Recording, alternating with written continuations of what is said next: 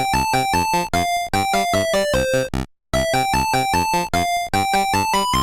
everyone, welcome back to another episode of the Retro Gamers Podcast, episode number 291. Larry here. And Anthony here. And what is going on, sir? How are you? I'm doing okay. We're kind of almost we're almost live this week.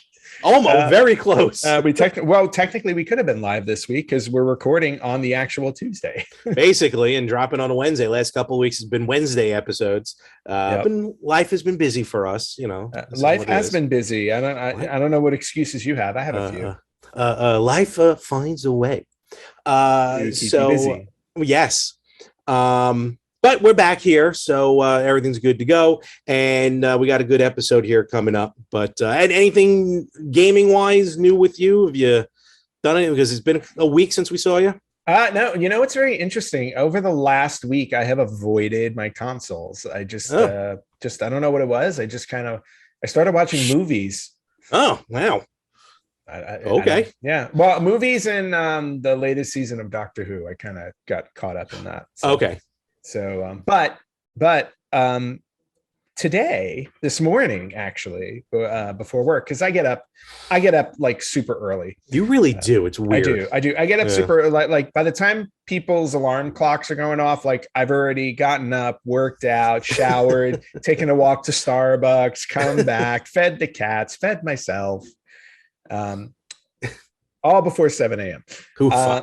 Yeah, exactly. Well, that's why my body shuts down at 9. So, but this morning I was on my PC and I was looking at Steam and I was looking at Steam and I'm like, and I was looking at Theme Hospital because I have a copy of that and I love that game. I had the original copy back in like 97 or whatever it was. And then I started thinking about one of the other PC games that I really loved to play, which was Roller Coaster Tycoon. I remember that. Yeah, I used to play that game like crazy. Yeah. I love theme parks. Always loved theme parks. One of my favorite things. So Roller Coaster Tycoon was like right up my alley. So I decided to look on Steam for it because I knew it was there. And I know they've made like a number of different versions of like Roller Coaster Tycoon. There's one on the Switch. You can. Oh yeah. There or one or two on the Switch. There's several, whatever it is. Console editions. Yeah, the console editions. But I've heard like the newer ones, like they've changed it a lot. So you can't purposely kill people this time. No, I don't know if I'm assuming you can't, but I think it's like it's changed in a format where it's like you have to level up certain things, like okay, it's weird, yeah. Whereas with Roller Coaster Tycoon, it was just like a simulator. You just built the park and you did what you wanted with it. So I just went searching on Steam for it, and I found Roller Coaster Tycoon Classic. Which included the original Roller Coaster Tycoon and the two expansions that came with it, which were Corkscrew Follies and Loopy Landscapes. Those were the two expansions. $6. Wow. So yeah, actually, not even wow. I'm not shocked because Steam. I don't know how they get away with the prices that they do sometimes. I don't know either. But all I know is that this morning I clicked a couple of buttons. I purchased myself some Roller Coaster Tycoon Classic. Awesome. And I started building my first park. Sweet. Yes. You were just ready. I mean, when you get that Steam Deck, I think you're going to be all in with this Steam Deck.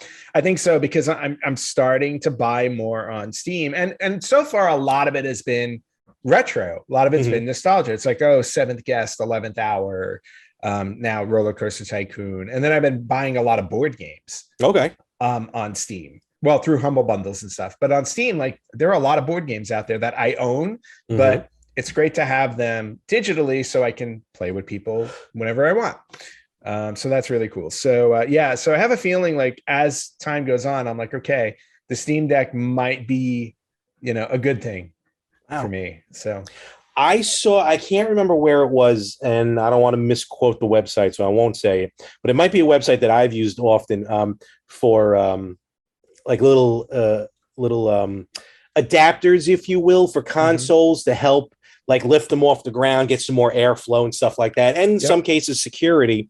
And I saw these clips for the Steam Deck that now, for those of you who don't know what the Steam Deck is, just imagine the Switch with the controller. So out of the dock. and these clips just go on the L and R thumbsticks. So I guess that way you don't break the sticks if you go to grab it. Oh, interesting. Because it's got like some give to it. I'm like, that's a really interesting idea. Because whenever I take my Switch out from like its carrying case, I'm so scared to grab them by the L and R thumbsticks. I'm like, that's actually a pretty cool idea. Yeah. No, so, if I find it again, I'll let you know. Yeah, I was gonna say usually I grab like when I'm taking it out of the dock, I grab it by the sides. Like I grab it from the top. I just so I grab it by the sides and lift it. But I do have on my Switch though, I do have a like protective cover that you put on the front part of the dock. So when you put the Switch in, it doesn't scratch. Oh, that's cool. That's pretty cool. Yeah, that I like that part. All right. Very cool. So yeah. Steam Deck definitely seems more like a possibility for me. Cool. Again, really fallen in love with Roller Coaster Tycoon again. So I may be going down a rabbit hole here. That's what it's all about, my friend. Nostalgia. Me, I've let me see, because last week I really didn't talk too much about games I was playing. I was kind of showing off the collection besides the pop vinyl collection that you see behind me. Showing off the gaming collection. But I have probably for the last couple of weeks, I've been playing. I am back into Symphony of the Night. Yes. Well, I mean, you said you've been just on, we talked about your Metroidvania addiction lately. So, oh my God. Yeah. So Symphony of the Night was just, eventually going to happen. And I was going to save it like for the very last one to do. But like I would Aria Sorrow, again, I got an ending. I don't think it was the final ending, but I'm like, you know what? Done. Dealer's out. Got an ending. Moving on. Yeah, basically. So I'm like, let me do Castlevania Symphony of the Night. Now, I will admit, I did, because I still have the disc. So I threw it into my PS1, booted it up, started playing. I'm like, all right, here we go. This is cool. So you went like old school. I was going old school. You were. Okay. I was. What happened? Well, no, it's more convenient. So as I mentioned while I was playing the Game Boy Advance Castlevania games, I fell in love with this wonderful rewind feature. So I'm like, well, rewind feature is not in the original Symphony of the Night, but I'll give it a whirl. I also forgot about the load times. It's 2022. Oh, yeah. I'm not used to load times anymore. No. So I'm like, all right. Now I didn't get far into it. And then I remembered I have Symphony of the Night on the Xbox 360. Right. Okay. Fun fact about that. Remember back in the day with the Xbox 360, they used to have limits. They used to cap off how big a game was on Xbox Arcade. Oh, yeah, that's right. And I remember Symphony, it was 50 megabytes. And Symphony of the Night was the first one to go over that because they wanted to like keep the integrity of the game and everything. Of course. So then I'm like, hey, I have it on the 360, which actually is on the one, the Xbox Series X. So I started playing it there. And then when I got through it enough, I'm like, oh, there's no rewind feature on this one either. But there's barely any load times. Yeah.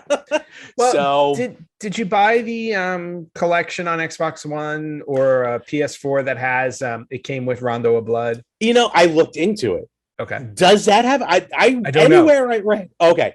Everything I read does not have a rewind feature because trust me, I would have bought it. Yeah. But I'm like, all right, well, there seems like to be no rewind, so let's do this old school. So I'm sticking with the 360 version. All right, cool. Just a little more convenience, and again, really no load time. So, and I realize then we can move on from this part. I have completely forgotten everything about Castlevania Symphony of the Night. Oh, that happens with me for almost every game I play. If it's not Zelda. Granny Ness, I don't think I remember anything anymore. I mean, I'm getting to parts here that I'm like, is this something new that they added to the 360? Like, I know the music changed a little bit due to rights, and we've talked about that in the past, but I'm like, what is this? What is going on? And of course, I have finally hit that moment where I don't know what to do next. Of course. So, you're always going to hit that wall. The castle is still upright. I did something with the clock and I forgot the big clock has something to do with it. I know it does, but I can't remember exactly. And I'm not asking for details. I'll figure it out on my own. Oh no, Larry, I haven't played it in 25 years. I honestly don't remember a thing. So, but nevertheless, I don't even know how far I'm into it, but I'm a few hours into it. Okay. And what's great about it being so long, that I've forgotten what it's like, and probably because of my age, I can't remember stuff anymore. It's like playing it fresh again. So that's what's cool. Well, and and that's one of the benefits to having to loving retro gaming and having a Retro Gamers podcast. We do get to go back and it's like, wow, I've completely forgotten this game, but you remember how awesome it was when you played it. So, so huge benefits to that. So I will keep you guys updated as to where we're at. God only knows when I'll get to the Upside Down Castle, but I am determined to get 200.6% done. So, all right. Well, I won't hold my breath. I will give up shortly thereafter. I was just going to say, what you're going to do is you're going to get to it. And then again, a few weeks from now, I got an ending. I'm good. Basically, I got it. They flipped the castle. I said, nah, I'm out. I already got an ending. I am already so scared because there's no rewinds. You have I've already got to that point where like I've traveled for like an hour, unlocked a lot of the castle, died, and then I forgot to save. So then I had to do it all over again. Oh, yeah. No, not at 42 years old. I'm sorry. No, that is the worst. That is the worst. We'll see what happens. Always remember to save. Yes. I do that now. Well, and then also the benefit to newer, like when you buy them on newer consoles, like some of them auto save or it's just easier to save. They do. This one does not, but you're right. Sometimes they do. So yeah.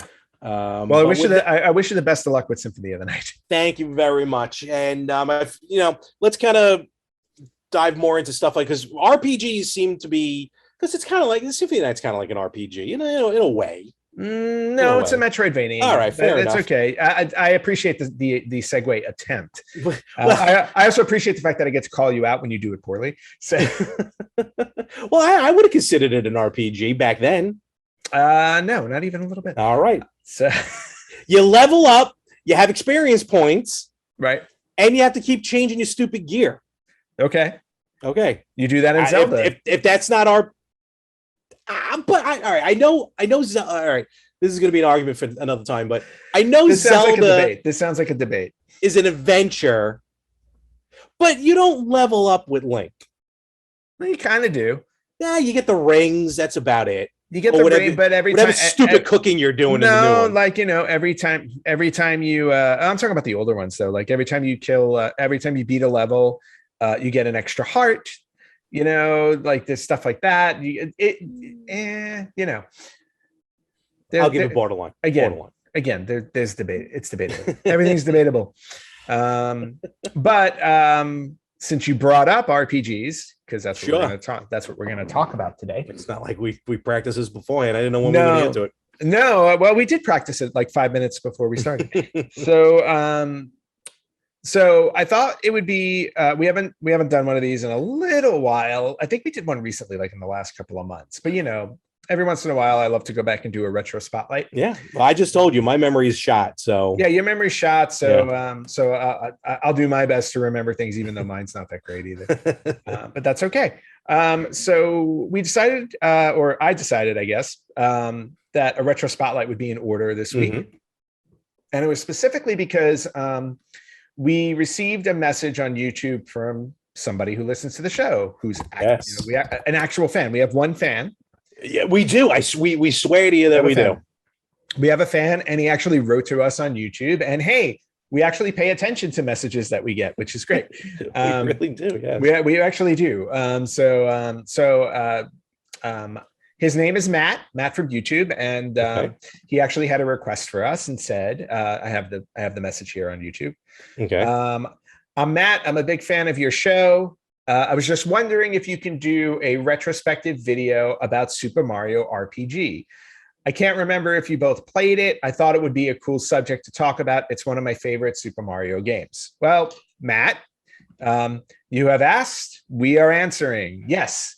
We are going to do a retro spotlight this week on Super Mario RPG Legend of the Seven Stars.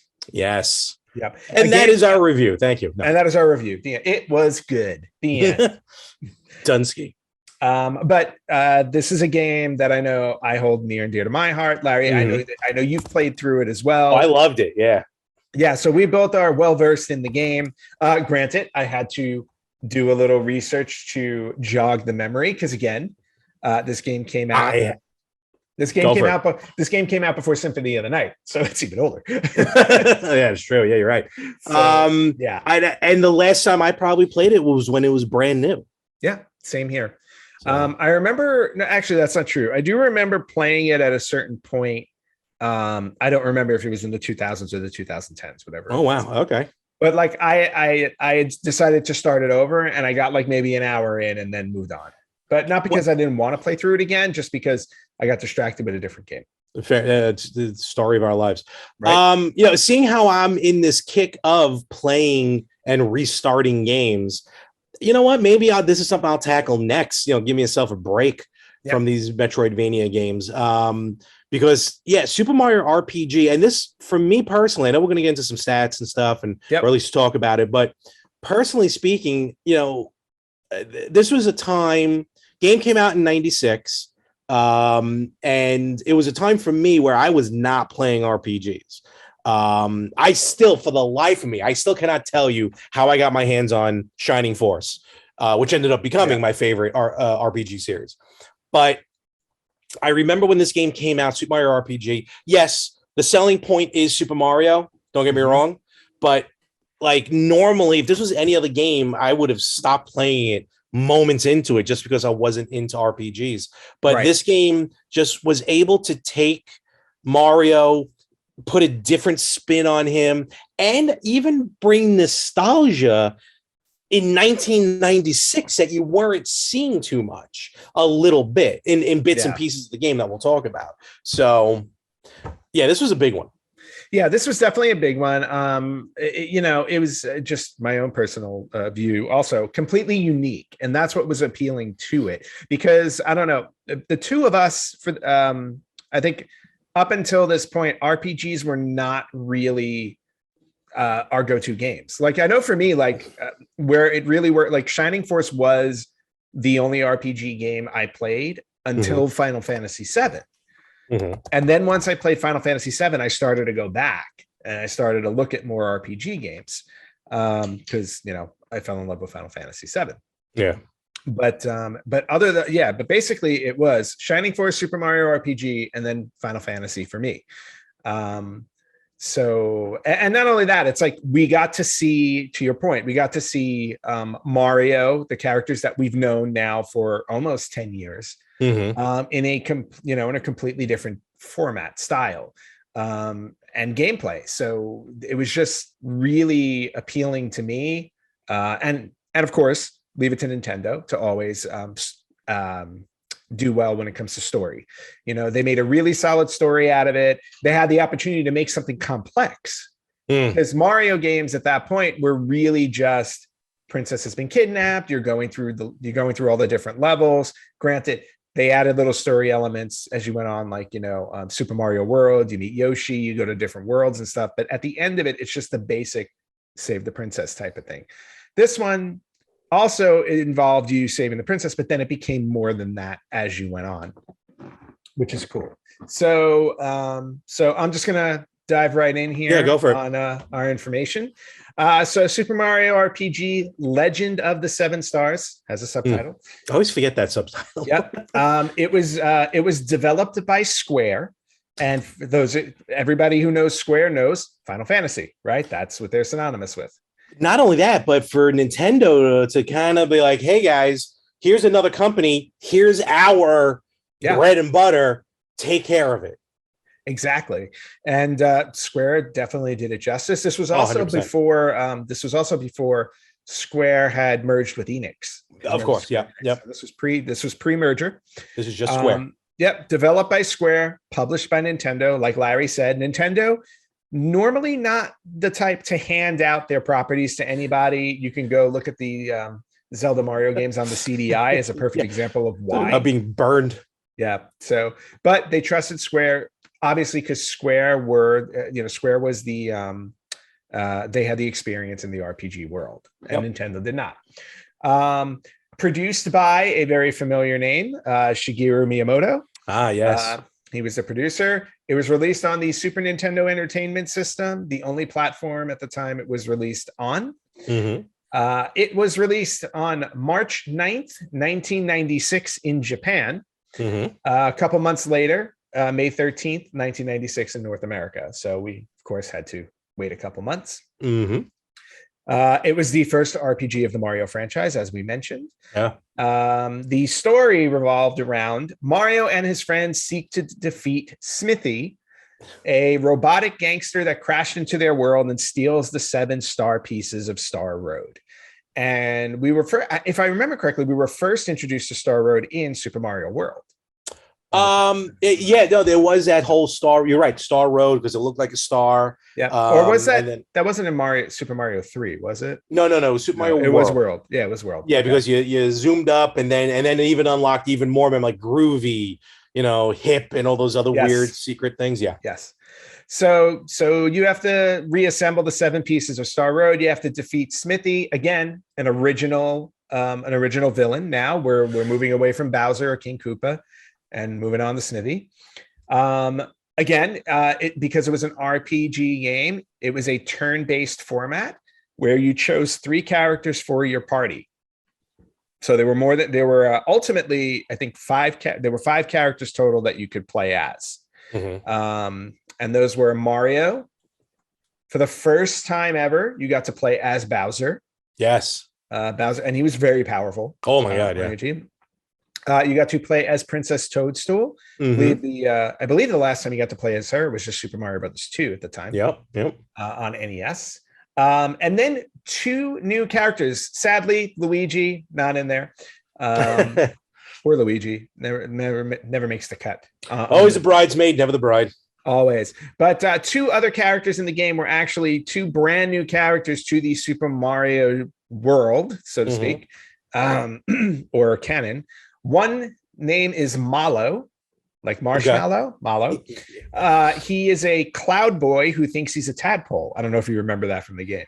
I do remember that. Yes. I remember that too. And he looked like a marshmallow. I know he's a cloud, but he looked like a marshmallow. He looked like a marshmallow, but he was a cloud. Mm-hmm. And then the last character, my personal favorite, Gino.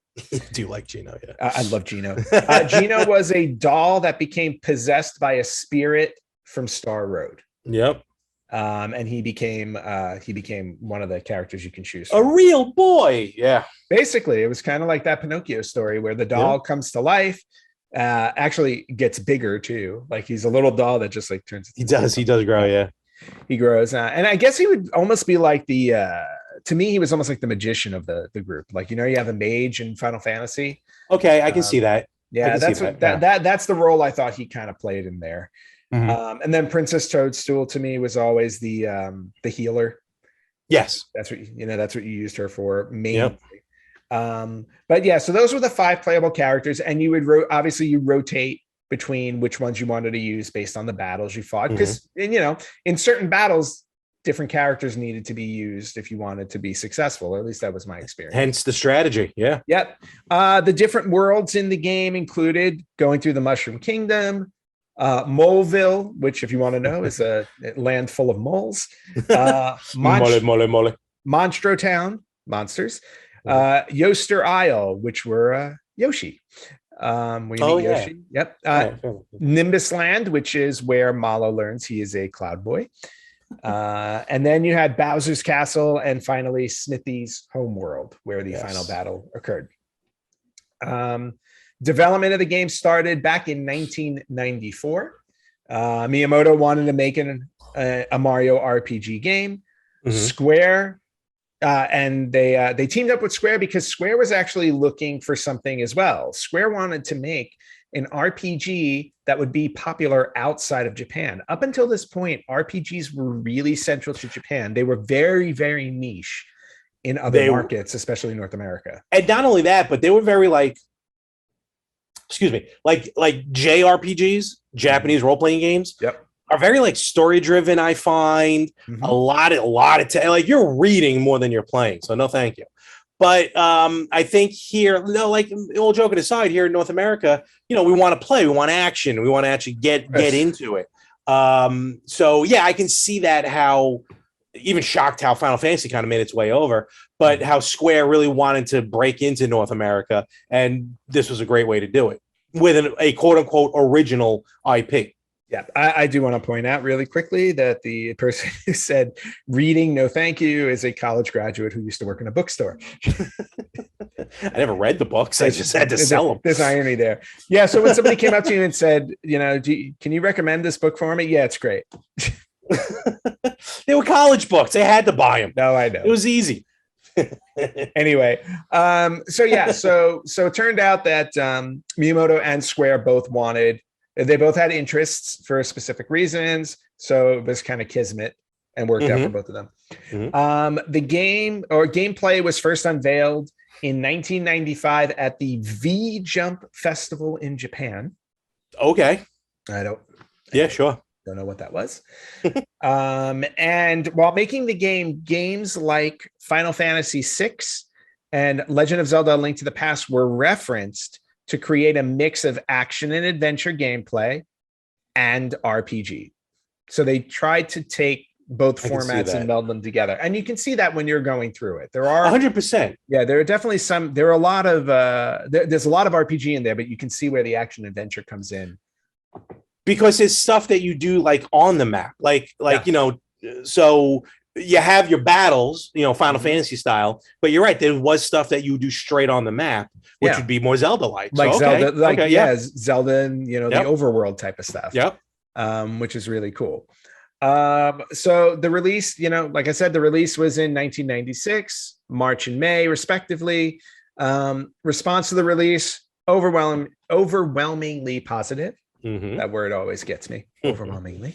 And just to run down a couple of folks, things. This is a person who has master's degrees, I think multiple master's degrees, and he has problems with pronouncing some very basic words.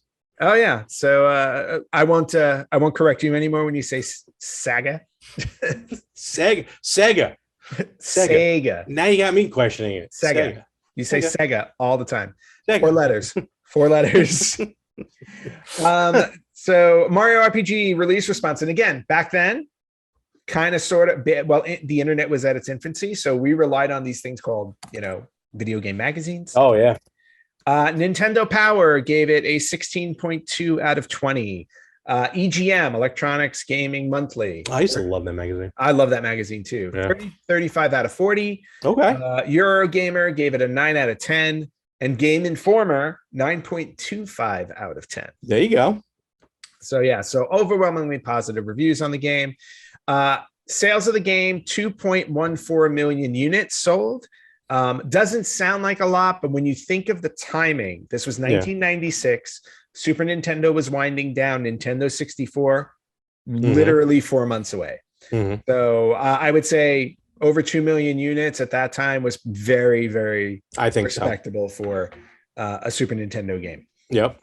The legacy of the game that I have here, IGN at one time named it the 30th best game of all time. Wow. Okay. But this was back in 2006. No, of course. Today. Yeah. These are all, respected for their times. EGN named it the 26th best game of all time in 1997, so the year after it came out. Okay. So it very quickly rose, to the top. And despite how popular it was, a sequel was never made. Yeah.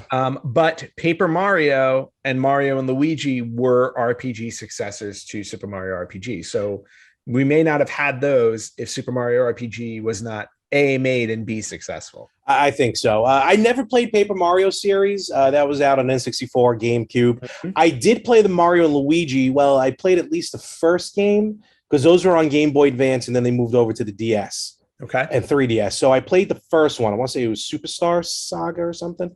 That was a very fun game. That was, again, straight up RPG. And Luigi was in it, hence Mario and Luigi. Yep. But you were, again, even though it's not a direct sequel, like Anthony said, to Super Mario RPG, you definitely see where it came from. And you weren't going to get that series, which ran all the way up to, Inside Bowser or whatever it was called, on the 3DS. If it wasn't for Super Mario RPG. I don't know. For some odd reason, I thought you had played Thousand Year Door on GameCube. I don't know why I thought that. No. I played Super Paper Mario, which is a little different. Okay. A little different. Yeah. Got it. All right. And then last little legacy bit. Super Mario RPG, aside from being released on the Super Nintendo, was also released on the Wii and the Wii U via their virtual console. Mm-hmm. And if you happen to get your hands on a Super NES Classic Edition, it is one of the games on there.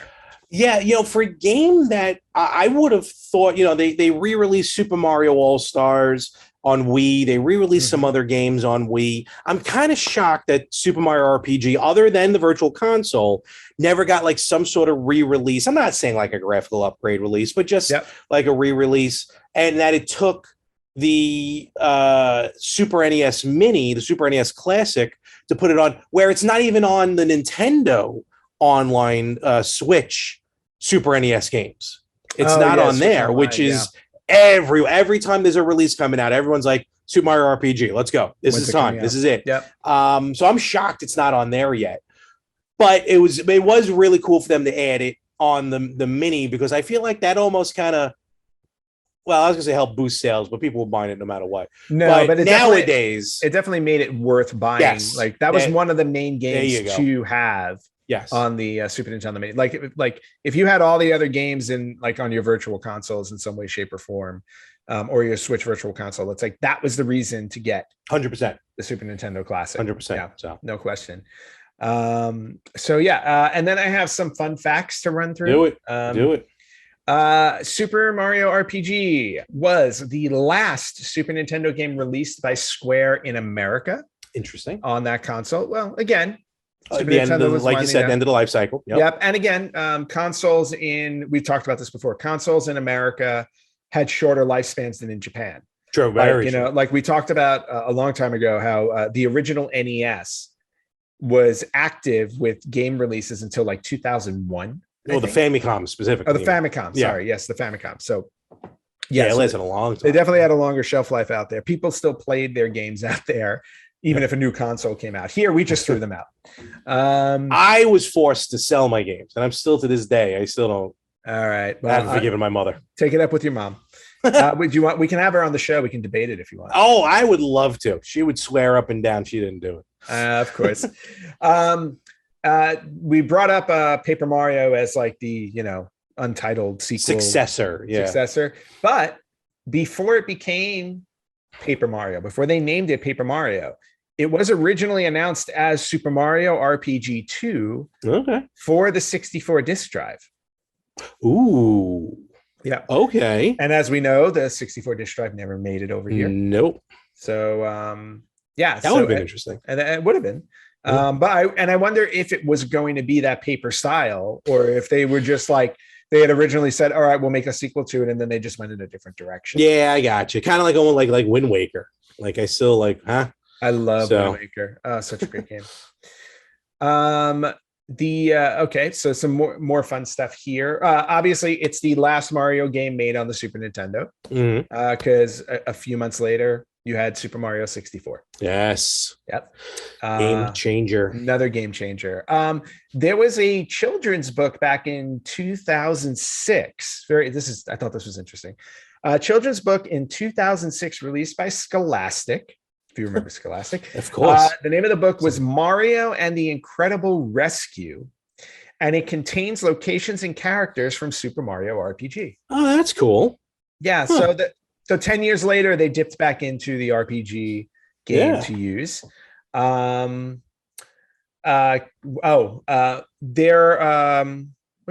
my little note about this one? I had put it here. Oh, okay, here. So Gino, who I told you was like, how could you forget? Gino, who was my favorite character. For a very long time, nobody has seen Gino. Right? He was in Mario. I think I saw him on my milk carton this morning. No, like he was in Mario RPG and then was never to be seen again. But in 2020, only a couple of years ago, Gino was added as a Mii fighter costume in Super Smash Brothers as paid DLC. That I thought he was a trophy. No, he's a costume. No, I believe you. I thought it was a trophy, but a costume is even better. It is the only time Gino has been used since Super Mario RPG. And as on a sadder note, Malo and Smithy, the villain in the game, they've never been seen again. Gone from existence. Yeah, I just assumed that maybe Malo was the angry cloud in the Super Mario Brother games. Yes, always constantly having a Lakitu inside of it. Yeah, so, exactly. So maybe he just became rough. one of those. I don't know. Honestly. But yeah, Mallow and Smithy, never seen again. And all joking aside, though, I think, and we've talked about it before, kind of, the reason why you never really saw these characters much, let alone really saw a re-release of Super Mario RPG, is because of Square. Square probably Square Enix now, probably owns those characters. Yeah. And because of Super Smash Brothers Ultimate already had Square Enix working with them, it was easier for that. But to get them in a separate game would have been tough. True. Put some logic on it. So very true. The soundtrack for the game, the soundtrack for Mario RPG was produced by Yoko Shimomura. Oh, okay. Yoko Shimomura, who did not Yoko Ono, Yoko Shimomura. Okay. And if you don't know that name, which I know, Larry, you do not. But dare you? I know exactly who Yoko Ono is. Oh, I'm sorry. The other person. No. Yoko Shimomura also did the soundtracks for some other very well-known games: Street Fighter II. Oh, wow. Legend of Mana. Ooh. And the very popular Kingdom Hearts. Wow. Okay. So, that's a heavy hitter. Very heavy hitter. Super Mario RPG is one of only 7 Super Nintendo games to include a super accelerator chip to handle the complicated movement of the 3D rendered characters. Okay. So this was like the first time they, or at least for Mario, it was the first time they went into that 3D rendered realm. Yeah. Again, a few months later, we got Mario RPG, but remember that 3/4 view? They actually did have to do 3D renders of these. They were constantly throwing chips into Super NES games. Yeah. Remember the big one, like for Star Fox? Yep, Star Fox, the FX chip. Yep, the FX chip, and then they had this super accelerator chip. Yeah, there you go. And what's interesting about this is because of the super accelerator chip, the game was actually too costly to adapt for the PAL Super Nintendo machines. Oh, wow. So a physical game of Super Mario RPG was never released in Europe. They never got this game. Really? Yeah. Wow. It was just it would have been too expensive to make. Okay, I can see that because PAL is a little slower than because the PAL version runs at like 25 frames per second, and this ran faster than that. So to readapt the game and give it the chip that it needed, it would have just cost too much. So they just skipped out. They skipped out on Europe. Sorry, Europe. Couple other things here.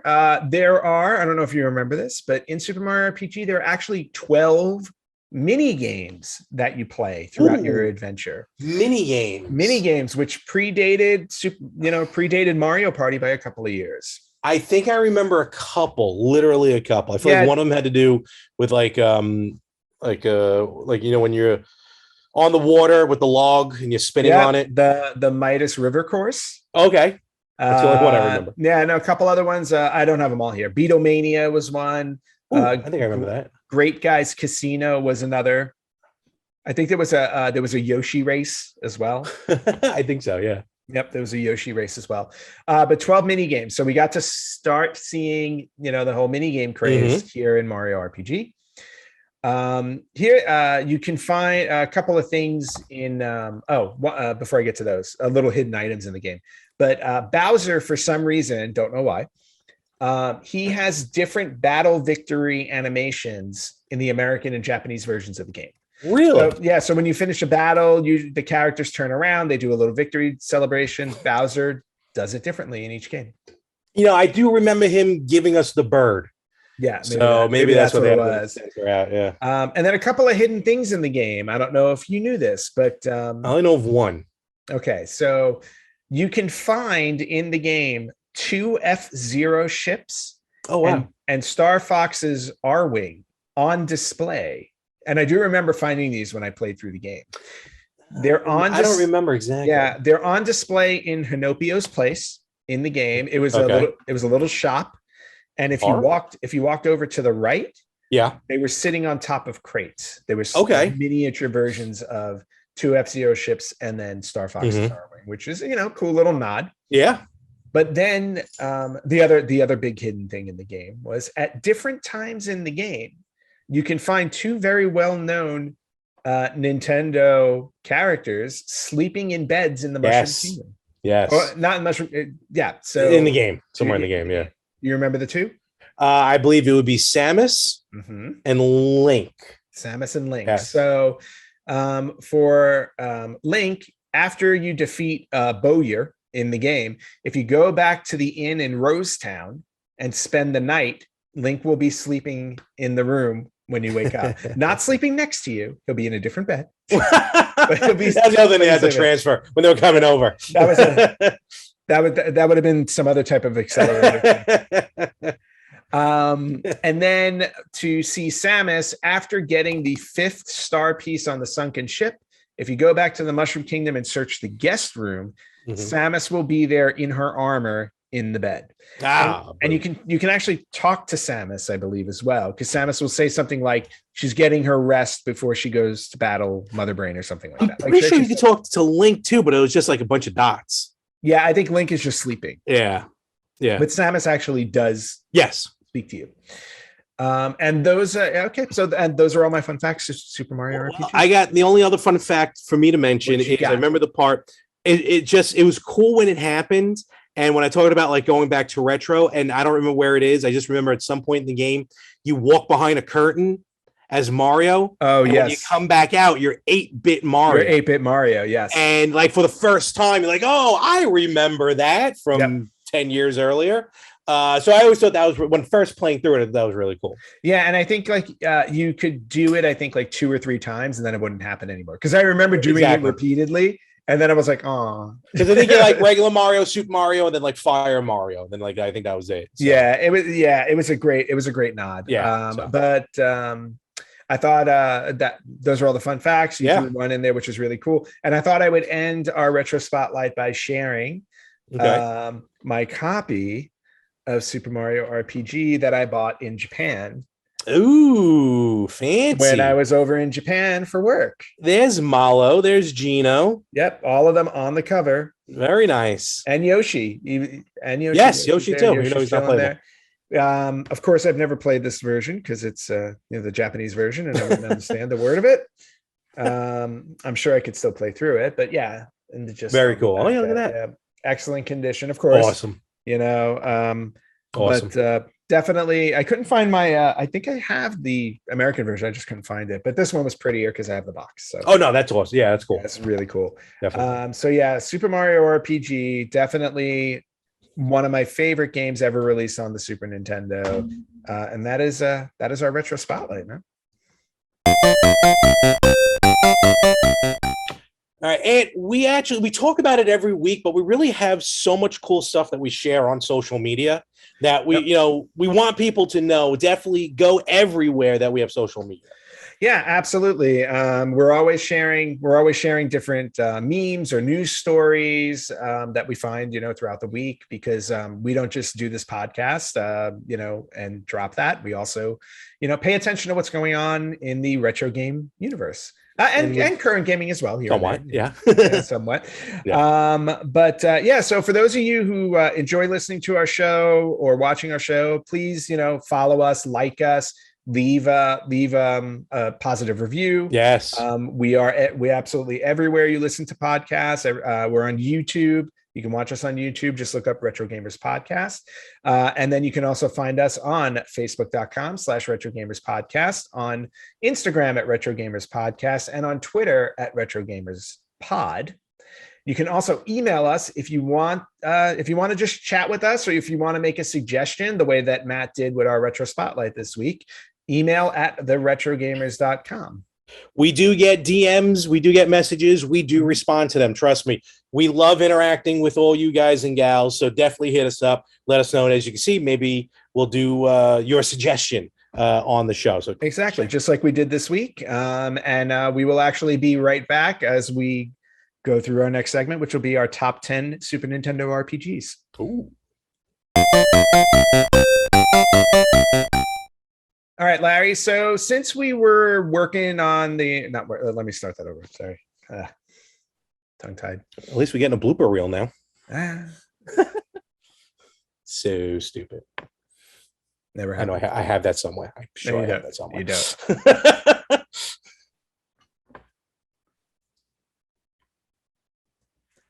All right, Larry, since we did the retro spotlight on Super Mario RPG, I thought I would stay in the RPG realm for, the rest of the show. Also because it was a very light news week. Yeah, it really wasn't too much happening. Yeah, I couldn't really find a lot on the news side of things. I don't know why. But so what I decided to do was I decided to look up the top 10 selling RPGs on the Super Nintendo. Okay. I was just curious to see where Super Mario RPG fell into it, because at first I was like, well, 2.1, I think it was like 2.14 million. I'm like, maybe it's not going to make the top 10. Yeah, well, yeah, I mean, yeah, it's tough to tell. I mean, but it will, because it was the last one. Hey, you know what? Let's just do it. Let's just read it. Yeah.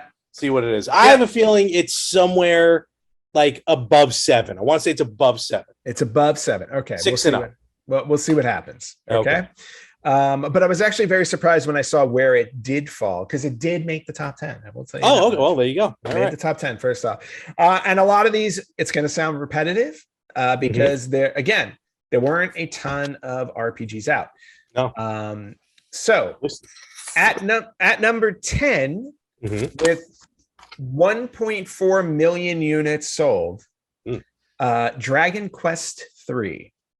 Dragon Quest, of course, if you weren't playing Final Fantasy, you were playing Dragon Quest. Or honestly, like those were the two well-known franchises. I didn't realize 3 was on Super Nintendo. Okay, cool. 3 was on Super Nintendo. I remember getting 1 for free in the mail. There you go. Yeah. How did you? Nintendo Power. Nintendo Power. That's right. I remember getting 1 many, many years later and just putting it in a box. Never played it. Well, that's what I did with the one that I got free in the mail. I'm sure that's what you did. You're like, wait, I got to walk around. There's words? I tried it, but those slimes kept getting me. I liked finding the slimes. All right, number 9 at 1.49 million units. 9. We got Romancing Saga 2. Okay. Now, I'm not really familiar with that one. Again, over from Japan. Yeah. I mean, it's not from, well, it is from Japan, but yeah, it's a game. It's a game. There you go. Number 8, 1.8 million units. My 6 and up is going to looking good here. Yeah. Yep. Final Fantasy 4. Okay. Now, is this Japanese Final Fantasy 4 or our Final Fantasy 4? It was listed as Final Fantasy 4. Okay, so we'll leave that up to those got all really confusing. I don't remember. Was Final Fantasy 4 here? Was Final Fantasy 2 there? I honestly don't remember. No, because Final Fantasy 6 was Final Fantasy 3 here. I thought Final Fantasy 4 was like our 2 or something. Well, no, our 6 was their 3. Oh, here we go. Yeah, see, well, no, we're not doing that. We're not doing it. We don't have time to edit. No, this becomes Kingdom Hearts all over again. Still epic. 6 is straight. Yeah. I love that thing. That was great. All right. Number 7, 1.83 million units, edged out Final Fantasy 4 by a hair. Secret of Mana, which is a very well-known RPG game. I think I started it, but I never really got into it. Shockingly. No, that doesn't surprise me at all. Yeah. Number 6, very surprised, thought it would be higher. 2.03 million units, Chrono Trigger. Really? I am shocked that's where it's at. Yeah, I thought top 3. Did it just take time for people to love Chrono Trigger? No, I think it was just one of those games where it was successful enough, but it never really blew up the way that we now we hold that as one of the best RPGs ever made, but I don't think at the time it was getting noticed. Clearly not. I mean, but also remember, first game in the franchise. So first ones usually are harder. True. They have the hardest hill to climb.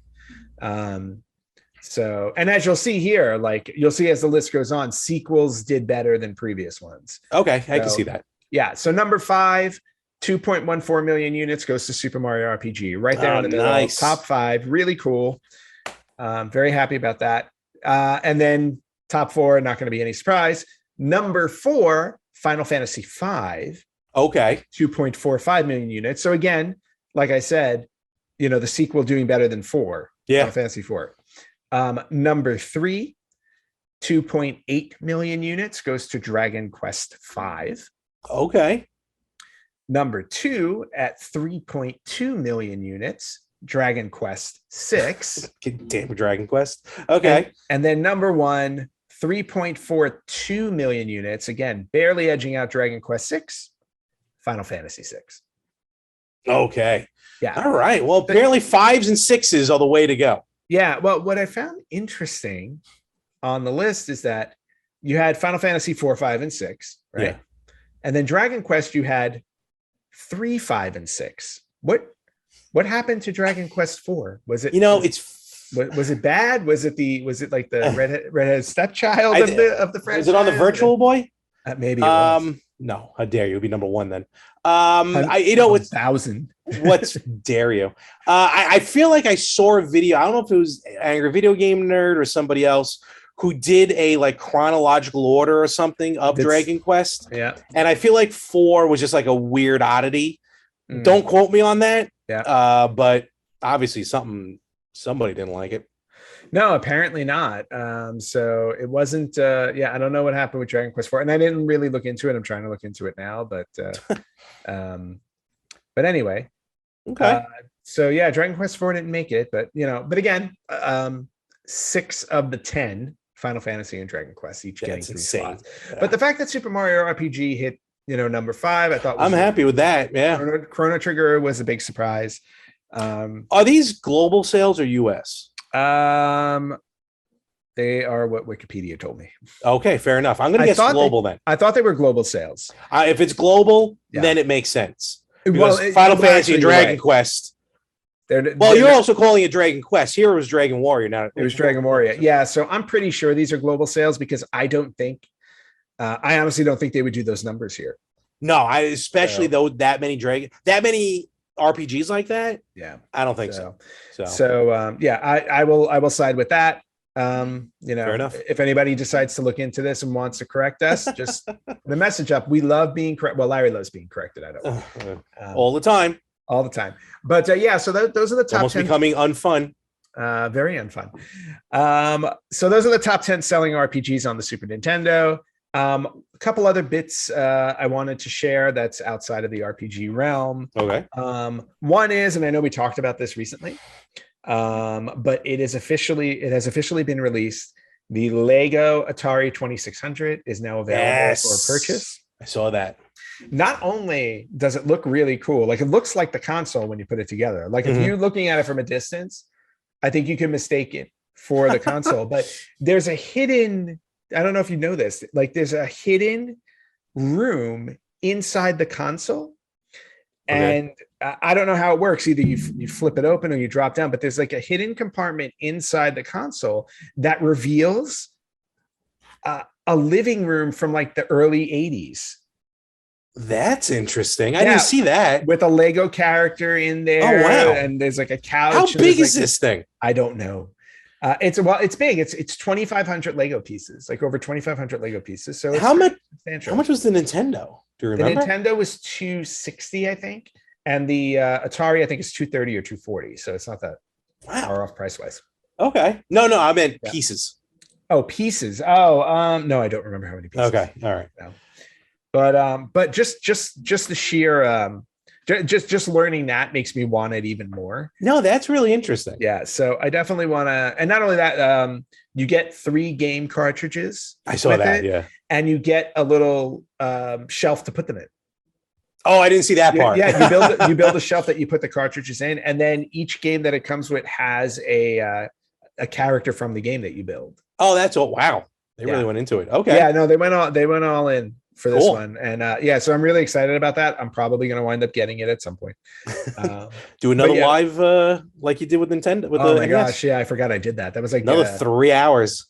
That was like, I think it was like 2-3 hours. Was it? It was. Yeah. I think it was 2-3 hours because you did the NES and then you did the TV. And then I did the TV. That's right. I feel like it was around Christmas too. I think it was New Year's weekend. I did it. Yes, that's what it was. New Year's. Yes. It was New Year's weekend. I did it back to back. Yep. That was intense, but it was fun. I enjoyed it. I would do it, but 7 minutes in, I'd be like, boosh. Yeah, you'd be like, wait, I can't find that. Where'd that piece? Forget it. And you just walk off. Once they go out, they all go out. we should do that though, and we should just like we should run a pool on how long you last. All right, who had him at 7 minutes and 46 seconds? Oh my god, just snap one of them in half. All right, so yeah, the Lego Atari is out. Cool. If anybody wants to purchase it. And then the last little bit that I had, we are celebrating a very special retro birthday this week too. Oh, okay, cool. Yeah, we are celebrating the 30th retro birthday. Again, this game was on the Super Nintendo, came out in 1992. It is a game I absolutely loved and nobody else seemed to understand. I know you guys didn't, but I had a lot of fun with it. And you'll remember it when I say it was Mario Paint. Oh my God. Yeah, that's 30 years. Yeah, 92. 1992, okay. Mario Paint. Hey, to be fair, it came with the mouse. It did, yes. And the world's, like, never again has a mouse pad been made of pure plastic. Oh, yeah. I mean, that was pure plastic. This is wood. Yeah, it definitely was. No, I mean, Mario Paint I enjoyed Mario Paint. You very much used Mario Paint the way it should have. And I wish let's even take the copyright strike. I'm dying for you to find that video and post it. Oh, the Mario Paint version of Bohemian Rhapsody. Oh my, folks, I'm telling you. I mean, granted, it was 1992, but yeah, it was 92. I was 13 years old at the time. There was no internet, so you could not look up lyrics. And I did the music video of Bohemian Rhapsody. The whole thing. But the worst part about it was, one, I couldn't draw, so it looks terrible, right? Oh, it's bowling shoe ugly as far as it's completely ugly. And then two, there was a part when I got to it where I just could not draw anymore. So I think I remember that. I made a screen with the lyrics. Yes, you did. and to put the lyrics on there, I had to put one letter at a time. And not only that, I didn't know the right lyrics. So the words, like, some of the lyrics are completely wrong because I was basically writing them based on what I heard. Did you do it, all joking aside, did you do it before or after Wayne's World? I think I did it because of Wayne's World, because I didn't know Bohemian Rhapsody before. Oh no, none of us really did. Yeah, Bohemian Rhapsody, our age. Yeah, Bohemian Rhapsody went to the top of the charts in 92 because of Wayne's World. So in fact, I think it's the first song to hit number one again because of a movie. That wouldn't surprise me. I think it's the first one to do that. But yeah, like that is absolutely the reason why, because it was number one on the radio. I loved the song. I wanted to do a song that I loved. So I did Bohemian Rhapsody, of course, friggin' epic song, absolutely ridiculous. What the funny thing about it is I know where it is. Oh, okay. So it's not lost. No, it's not lost. I know exactly where it is. It's just that it's on a VHS. Why that's never been converted to DVD? Because you had a converter. Why you never converted that? That's another story for another time. Yeah. Although I still have one. All right. We got to figure out how to do it. We'll take the copyright. Yeah, but I was going to say they won't put the song online though if we post it. You know what happened? You know what? It's 2022. People can just sync the song up with the video at this point because you don't skip a beat. So no, I really don't. I pretty much hit it all. You get the guy floating in the air. Yes, Mama. Oh my God. All right. Yeah, I will track that down. Awesome. Mario Paint. I loved Mario Paint, just real fast. It was sweet. I am pretty sure when Mystery Science Theater came back on Netflix a few years ago, I'm pretty sure they did a version of the theme song from on Mario Paint, even though they don't officially say it, because I hear a dog and I hear a baby and some of the other weird noises that came with Mario Paint, and a couple. Man, what's flying around here? And a couple of the games that, like, mini games that were in it, ended up, they re-released them on some DS games. Nice. I forgot which is which, but they did come back on a couple of games. All right, that's cool. So, well, happy birthday, Mario Paint. Happy birthday, Mario Paint. By God, I miss Consumer Report store. Remember the Consumer Report magazine? Oh yeah, there's a store over on Knapp Street. We're going local. That was because that's where I bought Mario Paint. You had to like the store, I forgot, it was Consumer something, and you actually had to put like an order form like on a magazine, and then hand it to the person who goes in the back, and it comes out on like a on a railway or whatever. And I don't know why I remember that, but it was the first game I remember buying with my own money. Nice. So, and a good purchase at that. Yes, it was. So, and the only time I ever used the mouse. Yes, same. Awesome. All right. Happy birthday, Mario Paint. Happy birthday, Mario Paint. All right. And with that, folks, we're going to wrap this all up. But remember, coming up, oh my gosh, this coming weekend from when? No, in August 12th through the 14th. You're much better off just saying the date. I'm so confused as to what day today is. Yes. August 12th to the 14th, the Long Island Retro Gaming Expo is back, baby. Yes, after so many years. And the retro gamers will be there in some way, shape, or form. But we will be there. We're going to do a live podcast. But besides us, folks, get your tickets. Come on down to the Cradle of Aviation Museum, right across from Nassau Coliseum. They're going to have over 150 games set up, arcades, consoles. There's going to be a bunch of vendors there.